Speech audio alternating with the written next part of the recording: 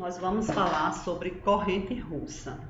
A corrente russa, ela foi criada pelo Dr. Kots na Rússia em 1977. Dr. Kots era um médico que desenvolveu uma técnica de eletroestimulação neuromuscular com o objetivo de promover maior ganho de força muscular. Esta forma de corrente, ela foi denominada de corrente russa e a sua técnica terapêutica foi chamada de estimulação russa e possibilita um aumento do ganho de força muscular em até 30 a 40%. A corrente russa, ela é uma corrente de média frequência, alternada, despolarizada, que pode ser modulada por rajadas de bursts e é utilizada com fins excitomotores. Bursts são pequenos pacotinhos de corrente para entregar a corrente nos tecidos musculares. Então, a corrente russa, ela tem como característica ser alternada e despolarizada e uma frequência média de 2.500 Hz. Essa frequência é a frequência portadora, que ela está entre 2.500 a 5.000 a 4.000 Hz. E a corrente modulada, a frequência modulada, ela vai estar entre 20 a 100 Hz. Essa frequência modulada, ela permite uma seletividade de fibras, ou seja, se eu quero trabalhar com a fibra vermelha, eu utilizo entre 20 a 30 Hz. Se quero trabalhar com a fibra branca, eu utilizo 80 Hz. Porque os estudos comprovam que em 80 Hz eu tenho a frequência certa, ideal para estimular o motoneurônio da fibra branca. As fibras vermelhas ou fibras tônicas, elas são as fibras filogeneticamente mais velhas e elas possuem uma melhor rede de capilares sanguíneos. Então, ela é ricamente vascularizada e ela apresenta uma fadiga lenta. A frequência tetânica, ou seja, a frequência capaz de estimular o motoneurônio das fibras vermelhas, ela está em torno de 20 a 30 Hz. É uma fibra estática que apresenta resistência e sustentação. As fibras fásicas são as fibras brancas, elas são filogeneticamente mais novas, têm uma menor rede de capilares sanguíneos. A frequência tetânica dela é entre 50 a 150 Hz, sendo que o ideal para se obter um estímulo do motoneurônio mais efetivo é em torno de 80 Hz. Ela apresenta uma fadiga rápida, é uma fibra dinâmica de força e velocidade. Então, para vocês terem uma ideia, as fibras vermelhas, se nós pensarmos num ciclista, num maratonista, que precisa ter muita resistência, ele precisa desenvolver muito mais as fibras vermelhas do que as brancas, porque ele vai precisar de resistência. Enquanto que a fibra branca, um halterofilista, ele vai precisar desenvolver muito mais as fibras brancas do que as vermelhas, porque ele precisa de contração rápida e de muita força. Os benefícios da eletroestimulação é que a eletroestimulação ela é capaz de ativar entre 30 a 40% das unidades de fibras musculares. Ela permite a troca de frequência dessa modulação, ou seja, eu consigo selecionar a fibra que eu quero trabalhar, se é a fibra vermelha, se é a fibra branca. E em curto prazo é possível desenvolver força muscular. E ela também é capaz de modificar potencialmente a composição da fibra muscular. Ou seja, ela vai melhorar a massa muscular dessas fibras, então vai alterar, a qualidade, ela vai melhorar a qualidade dessas fibras musculares, porque vai melhorar o trofismo, a nutrição dessa fibra. Os efeitos fisiológicos da corrente russa, podemos dizer que aumento do metabolismo muscular, o aumento da oxigenação, aumento do tônus muscular. Tônus é firmeza do músculo, tá? o tônus muscular ele tem a ver com a firmeza desse músculo. A modificação do tecido muscular, que eu falei anteriormente, é a capacidade de ter um estímulo nessas fibras musculares, mas digamos que o músculo ele tem lá 30 unidades de fibras, né? Mas ele não vai aumentar para 50, 60, ele vai melhorar o trofismo, ou seja, vai melhorar a nutrição, a qualidade dessa fibra muscular, mantendo a quantidade de fibras, porém ele vai melhorar a qualidade. As especificações técnicas da corrente russa, podemos dizer que ela é uma frequência portadora, ela tem uma frequência portadora de 2.500 a 4.500. Ela tem rajadas de bursts, que são os pequenos pacotes de corrente, né, sendo entregue no músculo ali.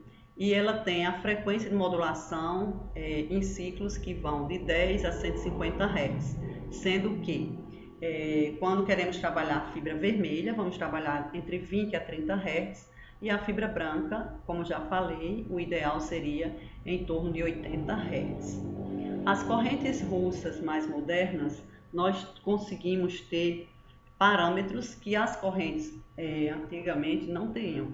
Esses parâmetros são rampa de subida e a rampa de descida. Essa rampa de subida é o preparo que antecede o tempo de contração.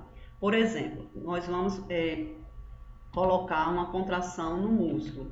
Então, essa contração ela vai chegando gradativamente no músculo, avisando que vai chegar a contração. Então, ela chega gradativamente, um estímulo mais lento, mais discreto, de corrente elétrica, começando a passar naquele músculo, e depois ela dá aquele estímulo de contração.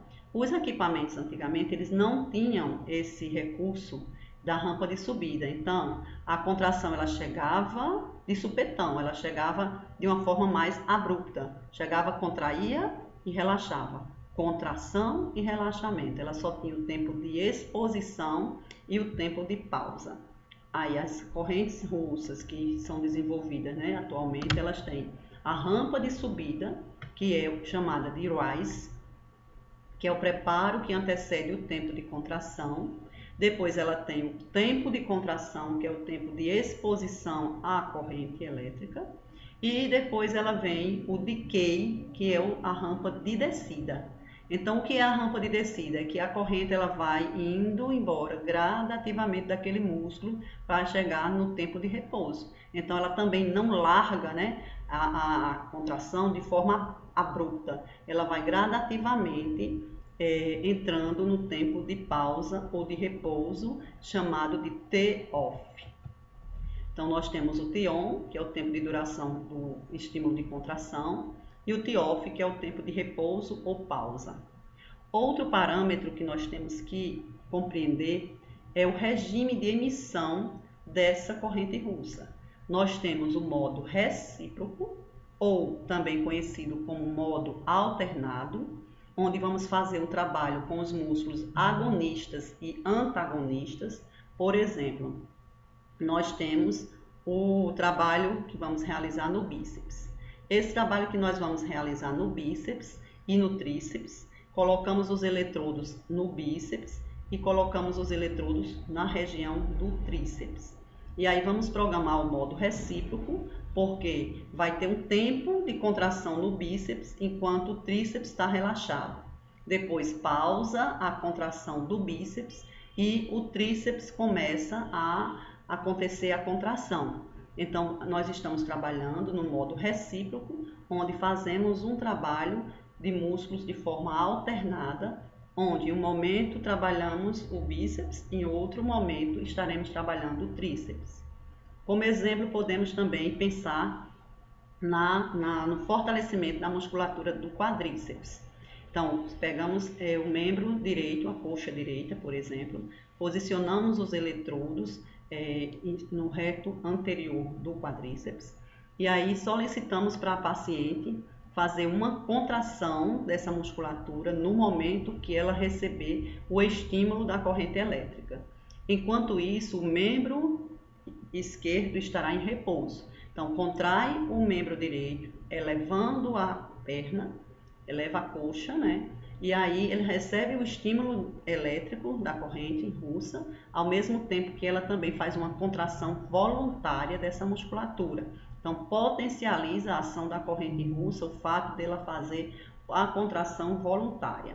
Em seguida, essa coxa direita, essa musculatura da coxa direita vai entrar em repouso e aí ela vai levantar a perna, né, esquerda, e ela vai começar agora a receber a contração na musculatura do reto anterior do quadríceps da coxa esquerda. Então ela está trabalhando de forma alternada para potencializar a ação dessa corrente elétrica e obter um resultado mais satisfatório. Se pensarmos na musculatura do reto do abdômen e do oblíquo, aí eu posso trabalhar no modo recíproco, quando os retos do abdômen vão ser estimulados em um tempo, e nesse tempo o oblíquo estará em repouso, depois começará a contração dos oblíquos e o reto do abdômen estará em repouso. Então também é um modo recíproco, onde alternamos os músculos, o músculo reto do abdômen e oblíquos, de forma alternada. Mas se eu quiser trabalhar a musculatura do abdômen de forma sincronizada, ou seja, de forma simultânea, eu também posso. Só que nesse momento agora vai contrair ao mesmo tempo a musculatura do reto do abdômen e a musculatura dos oblíquos. Então vou posicionar ali cerca de 8 eletrodos nessa região, e esses eletrodos vão contrair ao mesmo tempo, simultaneamente. Então, nesse modo sincronizado, eu trabalho de forma simultânea. Outro exemplo para usarmos o modo sincronizado é se quisermos trabalhar a musculatura do glúteo.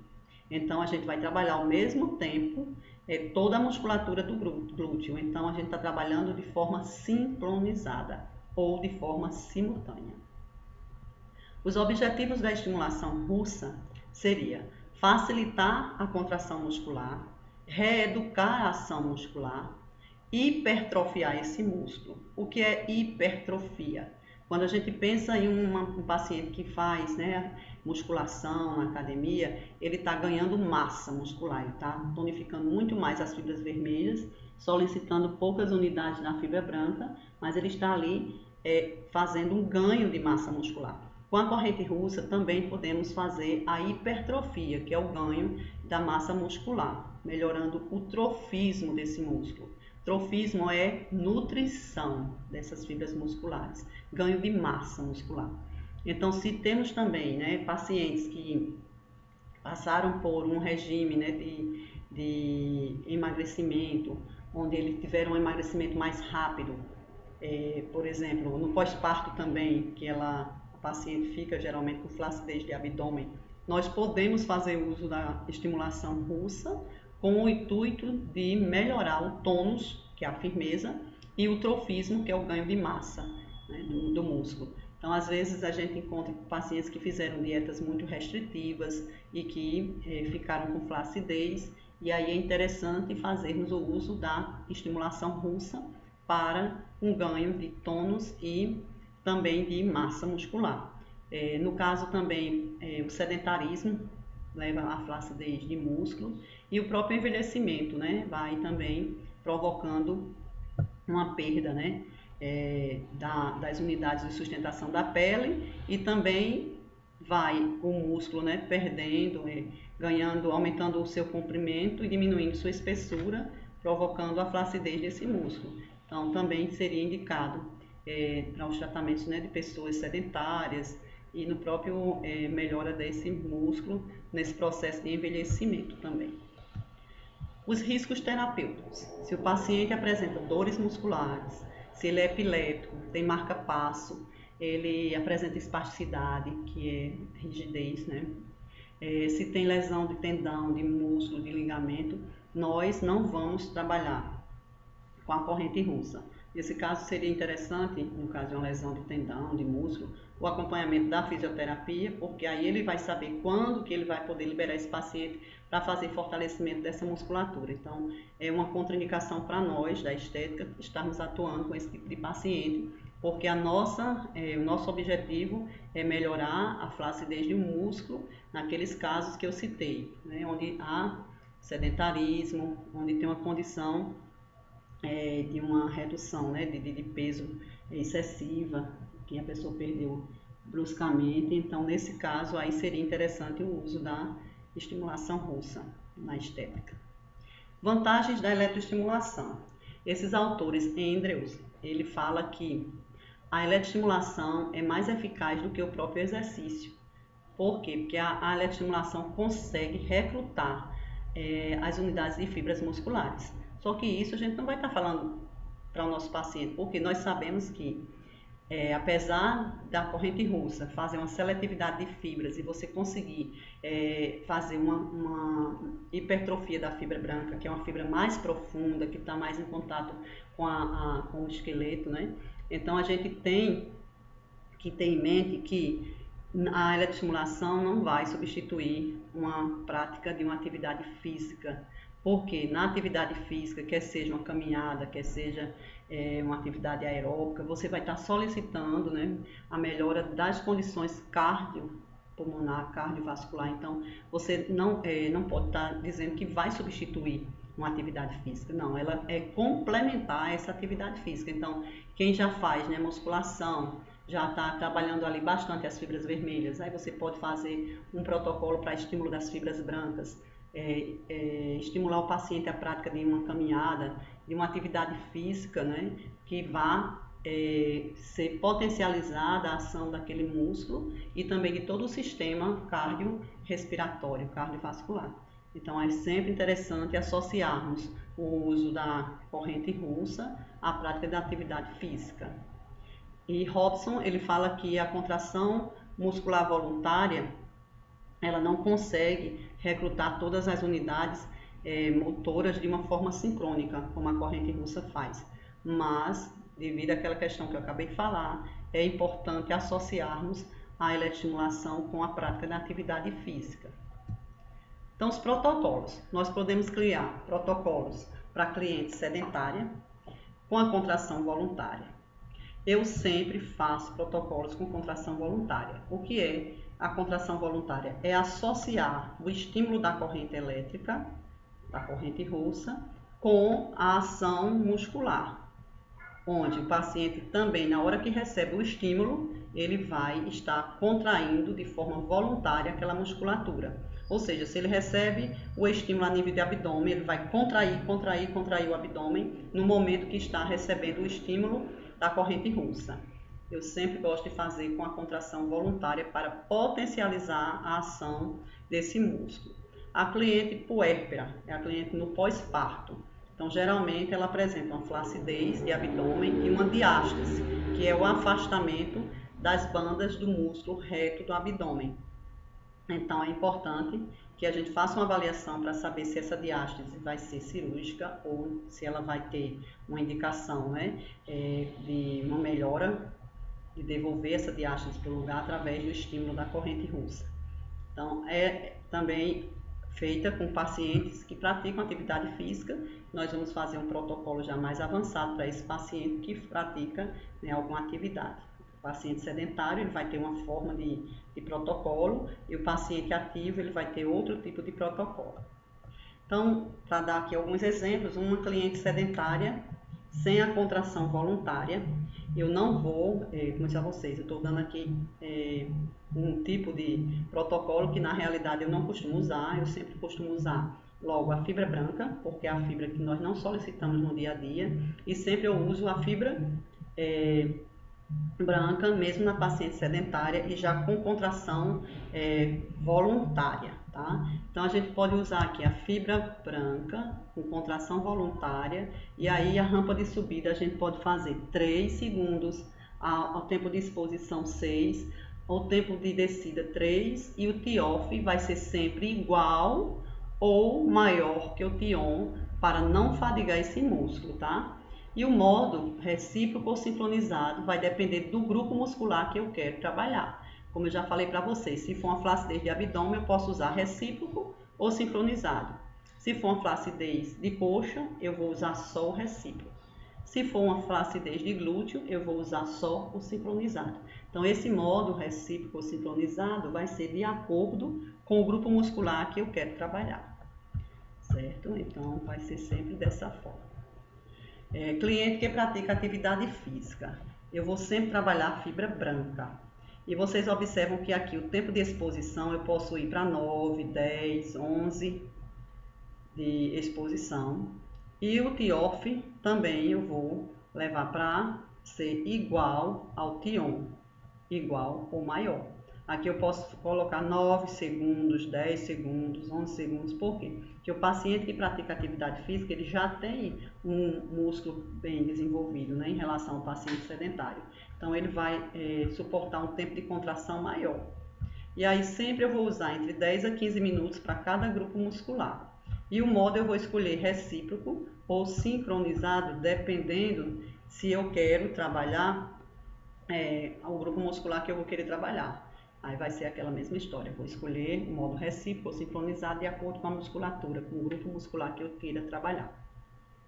A cliente sedentária, com a contração voluntária, a gente vai trabalhar a fibra branca, e aí observa que o tempo de rampa de subida 3 segundos, o tempo de exposição 6, o decay 2, posso fazer uma rampa mais curta de descida, e o TIOF vai ser sempre igual ou maior que o TION. A puérpera, se ela tem de parto normal, após um mês ela já pode fazer a corrente russa. Se o parto foi cesáreo, só após 90 dias, que corresponde aos 3 meses. Posso iniciar o tratamento dessa puérpera com 100 Hz, porque 100 Hz ele não vai dar um tranco muito grande em relação a 80 no músculo, ou seja, ele não vai exigir um esforço muito grande desse músculo. Aí eu posso fazer 100 Hz no início. Aí, por quê? Porque no início, geralmente, se essa paciente não praticava atividade física, ela pode estar aí com a flacidez maior, né? Então ela não ter tanta força muscular para começar um trabalho com 80. Aí eu começo com 100, porque 100 vai ser um estímulo que ele excita menos o motoneurônio do que 80. Aí depois eu vou trabalhar com os 80. Aí a rampa de subida 3, aí o tempo de contração 6, a rampa de descida 3 e o tempo de repouso 6. 15 minutos ali na musculatura do abdômen, e eu vou tonificar essa musculatura com o objetivo de devolver essa diástase para o lugar. Posso usar o modo recíproco ou sincronizado se eu estiver trabalhando o abdômen. Então, a prática da eletroestimulação, nós vamos conectar os eletrodos na região do ventre muscular ou no ponto motor. Fixar o eletrodo de forma que os mesmos não se desconectem durante a terapia. Se o eletrodo for de borracha, de silicone, tem que colocar gel condutor embaixo de cada eletrodo. E se eu estiver usando o autoadesivo, não, ele tem uma colinha, ele mesmo vai ficar aderido à pele do paciente, e cada paciente vai ter o seu separado, então vai ser uso individual para cada paciente aqueles eletrodos autoadesivos. E no momento que nós estamos fazendo a estimulação elétrica, solicitamos ao cliente que ele faça a contração muscular na área que está sendo tratada. Então, ele vai contrair ao mesmo tempo do estímulo elétrico. Então, aqui são os tipos de eletrodo. Observa que aqui nós temos os eletrodos autoadesivos e aqui nós temos os eletrodos de silicone, borracha de silicone, onde eu preciso de colocar essa faixa para segurar e preciso colocar gel condutor embaixo. Esse aqui não, eu não preciso colocar gel condutor. Aqui o eletrodo autoadesivo, ele vem 4 num pacotinho desse, geralmente em torno de R$35 os 4. Aqui são os eletrodos de borracha de silicone. Observa que ele não é muito interessante para a gente trabalhar. Tem que colocar o gel aqui, colocar aquela faixa. O paciente começa a contração, aí ele se mexe, às vezes muda um pouquinho de lugar.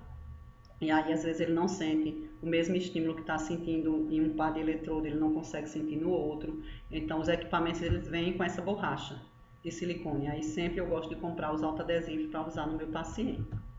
Então, decúbito dorsal, a gente pode estar trabalhando o bíceps, o reto do abdômen, os oblíquos, o quadríceps, de decúbito dorsal. Decúbito ventral, nós vamos poder trabalhar tríceps, o glúteo e os isquios tibiais. Então, aqui vocês observam decúbito dorsal, a paciente trabalhando os retos do abdômen. Então, aqui está sendo o estímulo do reto do abdômen. Aqui o estímulo do reto do abdômen e dos oblíquos. Decúbito também dorsal. Aqui, decúbito dorsal, estamos trabalhando a musculatura do reto anterior do quadríceps. Aqui é aquela forma que eu falei, que a gente vai usar o modo recíproco. Quando der a contração aqui, ela levanta a perna, contraindo essa musculatura no mesmo momento que recebe o estímulo elétrico. Aí baixa a perninha quando terminar o estímulo elétrico. E aí sobe a outra, contrai. No momento que estiver recebendo o estímulo elétrico, ela contrai para potencializar a ação desse grupo muscular. Então, ela vai trabalhar de forma alternada, no modo recíproco. Trabalha uma coxa, depois a outra. E aí, por 10 a 15 minutos, o tempo total. Aqui, glúteo, a gente vai usar o modo sincronizado, onde todos esses 4 eletrodos e esses outros 4 eletrodos vão estar contraindo ao mesmo tempo. E ela vai fazer uma força juntando, né, o glúteo ali para poder estimular melhor essa contração aí, ter um resultado mais efetivo. A russa também pode ser usada nos músculos da face. Geralmente a gente vai colocar aqui nos grupos musculares, por exemplo, vamos trabalhar zigomático, trabalhar o masseter, podemos trabalhar o orbicular dos lábios, e aí vamos solicitar também o movimento. No momento da contração, a paciente fazer o movimento. E aí estamos vários tipos aqui, ó. O masseter, coloca aqui nessa região da mandíbula, próxima à mandíbula, coloca um eletrodo e o outro aqui para fazer a contração elevando. Então, muitas vezes a pessoa tem aquela flacidez que fica caída a pele aqui com o músculo. Então, a gente vai colocar, posicionar para dar o estímulo do masseter. Aqui, orbicular dos lábios inferiores. Aqui, orbicular dos lábios superiores. Aqui todos, né? Pede para ela fazer um biquinho. Aqui, nós temos o orbicular dos olhos. Aqui, nós temos o zigomático. O estímulo do zigomático. E aí, a russa ela tem o objetivo, né, de melhorar o contorno corporal, deixar a pessoa toda, né, firme, a musculatura. E aí, muito obrigada.